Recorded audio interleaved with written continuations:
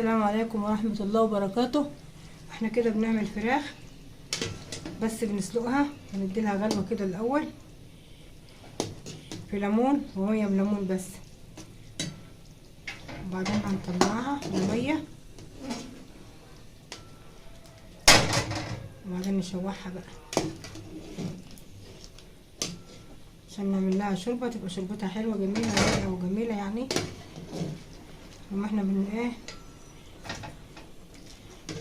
غلوة كده بالليمون، مية بليمون بس لغاية ما تطلع الرغوة اللي فيها احنا بنغسلها يعني كويس، بس لازم نديلها غلوة كده الاول عشان تبقى نضيفة كمان.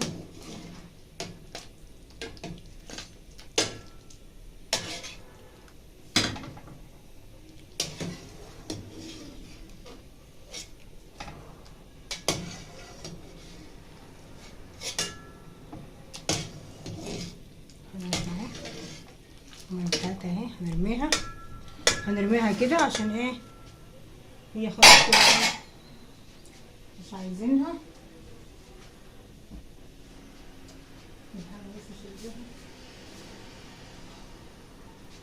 شيلها كده وهنرمي دي في الحله ونحطها تاني على النار اللي احنا كنا سالقين فيها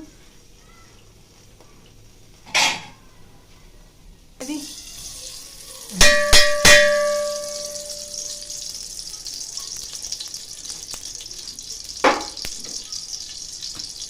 حبة زيت صغيرين عشان السمنة متتحرقش في الحلة بس كده.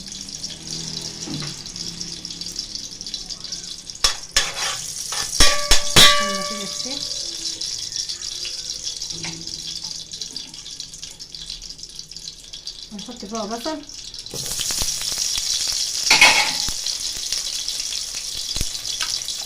ونحط ورق لوري ونحط مستكة وحبهان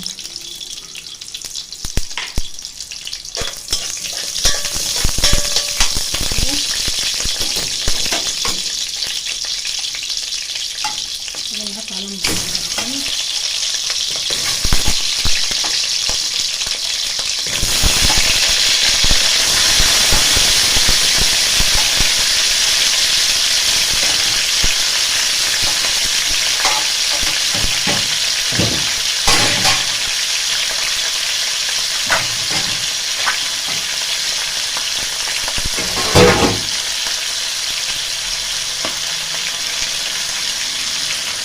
الفراخ والحاجات دي.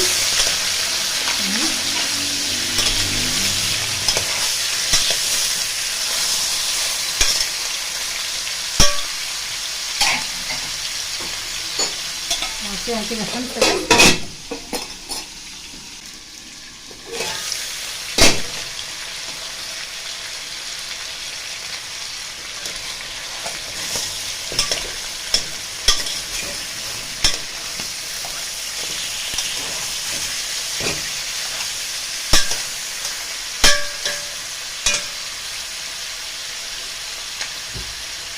نضيف بقى الميه اللي هتبقى الشوربه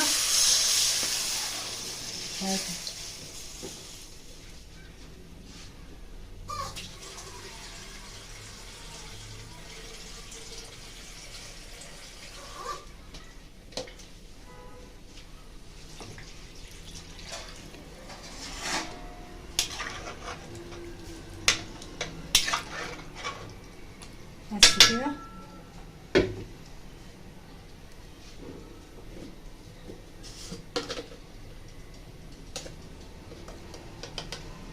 ريحتها جميلة جدا. ونحط نص معلقة ملح كده لغاية ما الفراخ تستوي ونشوف بقى لو عايزة ملح تاني ولا لا. بقى ونسيبها كده ساعة الا ربع.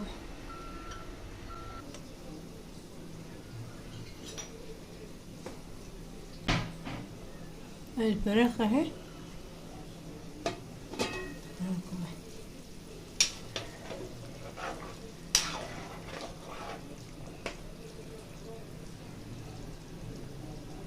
استوت الفراخ والشوربه بتاعتها جميله اهي، تبقى جميله كده وبيضه حلوه.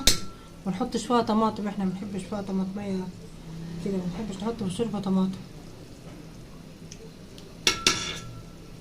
بنحبها كده جميلة هيني، وكده استوت هيني وبقت زي الفل.